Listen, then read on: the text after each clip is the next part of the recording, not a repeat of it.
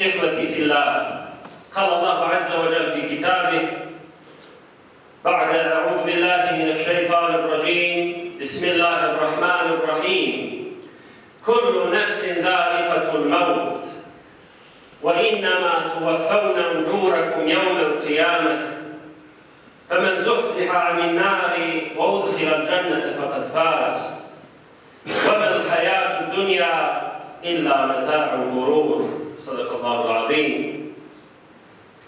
وبعد, draga i poštovana braćo, cijenjeni džemate, salamu alaikum wa rahmatullahi ta'ala wa barakatuh. U narednih 10 minuta, inša Allah, želim s vama da podijelim prevod značenja dva kuranska ajeta koji su, čini mi se, posebno aktualni za nas danas, u današnjem vremenu. I samo dva kuranska ajeta izvešćemo 7 ili 8 životnih pravila, životnih mudrosti i blago se onome ko bude po njima živio. Blago se onom ko shvati one životne mudrosti koje je Allah propisao. Zašto vam braćo to kažem? Malo prije prolazim preko drvenog mosta sa biciklom.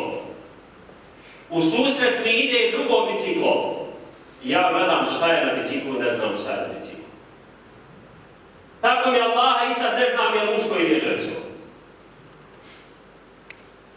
Ne znaš više je li ga muško ili ga je žensko.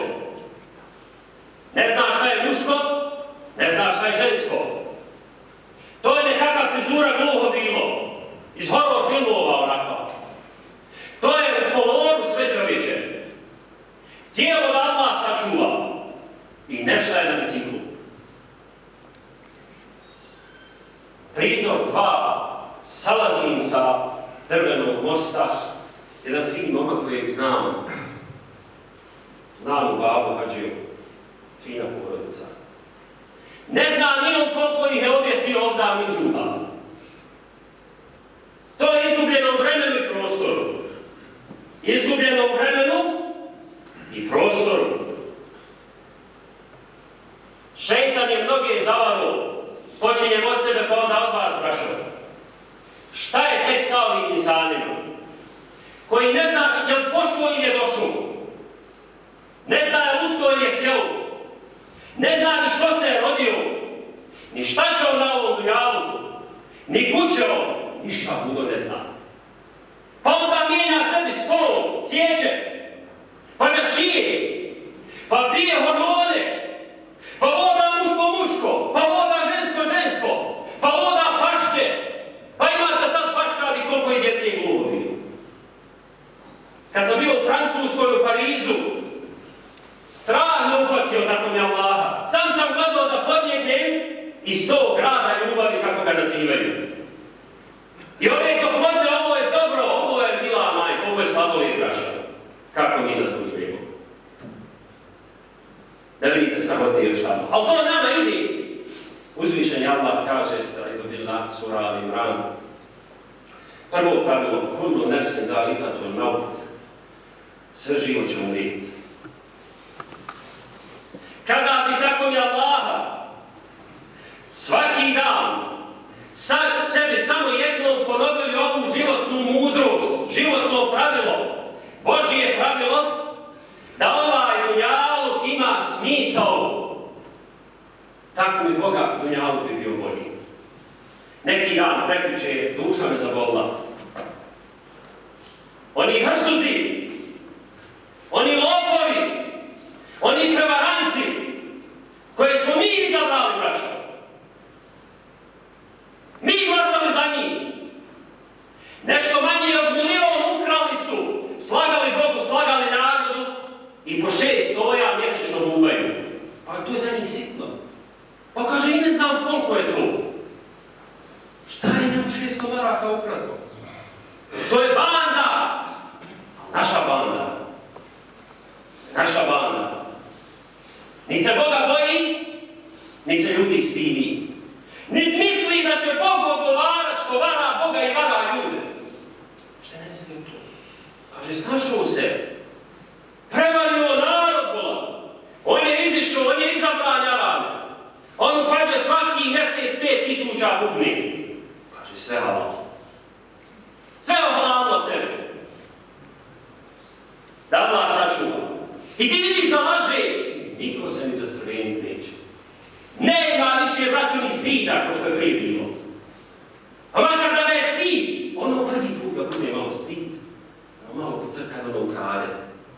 Poslije ga više nije stid. Ne ima stida. Crklo u njemu. Prvo pravilo, dunjaluk ima smisao, blago se onom ko zna šta će na ovom dunjaluku. Drugo pravilo, svak će umrijeti. Valja umrijeti, braća. Valja Allah dželešanu spustiti ovako u ruke, pa otići bez mobitela, i bez žene, i bez djece, bez svega, valja, i onom što ima i onom što nema. I onom hrsusu što vodi i onom što je vođen. Treće pravilo, وَإِنَّمَا تُوَفَّوْنَ أُجُورَكُمْ يَوْمَ الْقِيَامَةِ. Sve što radite, sve će vam biti zapakovano na sudnjem danu. Ja šta uradim? Ne šta vi uradite. Šta mene briga šta vi radite, braća? Mi nekad, znaš, miješamo kruške i jabuke. Mi sad govorimo drugo. A ja vas stalno, pa ja pa ne mogu. Treba da sebi kažem. Ja ću za sebe prvo odgovarat, braća. Pa valja odgovarat za svoju djecu. Pa valja odgovarat za svoju porodicu. A mi nekad čitamo knjigu i gledaš šta ima u toj knjigi, ali u knjizi za drugu. Pusti drugu. Valja za kullukum ya'tihi farda. Svako će pred Allaha doći sam, spušteni ruku i odgovarat za svoje grijehe i za svoja dobra djela. وَإِنَّمَا تُوَفَّوْنَ أُجُورَكُمْ يَوْمَ الْقِيَامَةِ. Treće pravilo je da sve što uradiš, mitkale dobra, koliko je atom dobra, vidjet ćeš ga. I koliko je atom zla, vidjet ćeš ga. Bio hođa, bio hafiz, bio profesor, bio zinalučar, bio drogeraš, bio muško-žensko, ne znaš ni ti šta si. Svak će odgovarati. Četvrto pravilo, فَمَنْ زُحْزِحَ عَنِ النَّارِ وَأُدْخِلَ الْجَنَّةَ فَقَدْ فَازَ. Uspio je i uspjela je samo osoba koja uđe u džennet. Kada bi čovjek 100 godina, braćo, na dunjaluku uživao najboljim uživanjem, samo jedan trenutak džehennema biće dovoljno da sve ovo zaboravi. Sve je to varljivo. Fakat faz. Nije uspjeh postići diplomu. Nije uspjeh tako mi Allaha postići bogatstvo. Mi mjerimo se ko je uspio, koliko ko ima u pađe. Koliko je ko kuću napravio. Kako ko auto vozi. S kim ko pije kahu. Vidite kako ima. Sve imaju grupe ljudi. Fukara s fukarom. Bogati s bogatim. Biznismen s biznismenom. Sve su nekakve kategorije. Sve je to bez veze. I onda Allah kaže peto pravilo وَمَا الْحَيَاتُ الدُّنْيَا وَمَا مَتَاعُ الْحَيَاتِ الدُّنْيَا إِلَّا مَتَاعُ الْغُرُورِ.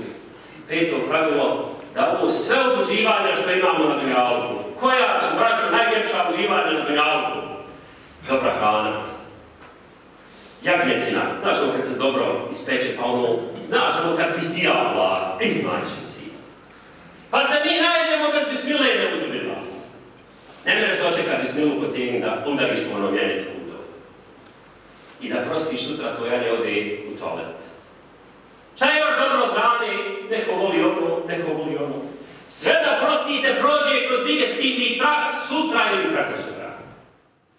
Kaže, nauka je došla dotle da može da potvrdi da je ovaj dunjaluk samo jedan veliki simulator.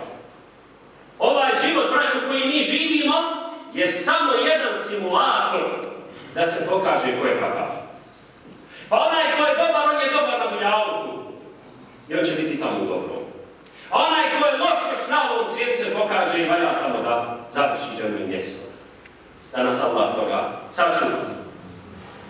وَمَا الْحَيَاتُ الدُّنْيَا إِلَّا مَتَاعُ الْغُرُورِ. šesto pravilo, kaže Gospodar svjetova, posebno za nas ovdje važi: وَلَا تَسْمَعُنَّ مِنَ الَّذِينَ أُوتُوا الْكِتَابَ وَمِنَ الَّذِينَ أَشْرَكُوا أَذًا كَثِيرًا. I zaista će vam kršćani i židovi, puno će vas zijetiti. Svakakvih zijeta ćete čut od njih. Svašta ćete od njih preživjeti. Kad ste čuli tako vam Allaha, da je neko časnu sestru, frata ili popa napao bilo gdje muslimani su režili. Tako mi Allaha uzvišeno, osim kojeg drugog Boga nema, da na moje oči u Zenici neko napadne časnu sestru, popa ili frata, ja bi ga prvi bi ja branio. Jer mi to moja vjera nalaži. To vjera nalaži. Ali kad se muslimanke udaraju, tada mi svi šutimo ko za mene. Braćo moja draga, znam insana koji je stao ovako na strijeljanje, ovako spustio ruke. Šta će, desi im dušu, ko hajvan kad se treba prikladiti. On je njegov sin, jedan pored drugog, pa je četnik, bandit, komšija, strijeljom počeo pucat i ubio mu je sina. A ovaj čovjek se bacio na zliticu i preživio. I dan danas ubica njegovog sina hoda slobodno. A i ovaj čovjek hoda. Uzvišeni Allah Đelešanu nas upozorava, mi nažalost o tim stvarima ne razmišljamo. وَلَا تَسْمَعُنَّ مِنَ الَّذِينَ أُوتُوا الْكِتَابَ وَمِنَ الَّذِينَ أَشْرَكُوا أَذًا كَثِيرًا. Dakle, doživjet ćete mnoge zijete, pa vidjeli ste ove karikature, udaraju po poslaniku, pa pali nam Kur'an. Molim Allah Đelešanu da naučimo ova pravila, da vodimo računa da naš život nije bez veze, da imamo smisao postojanja na ovom svijetu, da ćemo svi umrijeti, da sve što uradimo dobro i zlo valja pred Allaha iznijeti. Da je ovaj dunjaluk samo jedan simulator da se pokaže ko je kakav, ko je lopov, ko je hrsus, ko je kurvan, ko je prevarant, ko je ovaj, ko je onaj. Sve će se to pokazati na ovom svijetu, da budemo spremni na ove izazove koji dolaze od kršćana, židova, od mušrika. I Allah kaže da na kraju zadnje rješenje: وَإِنْ تَصْبِرُوا. Morate biti strpljivi.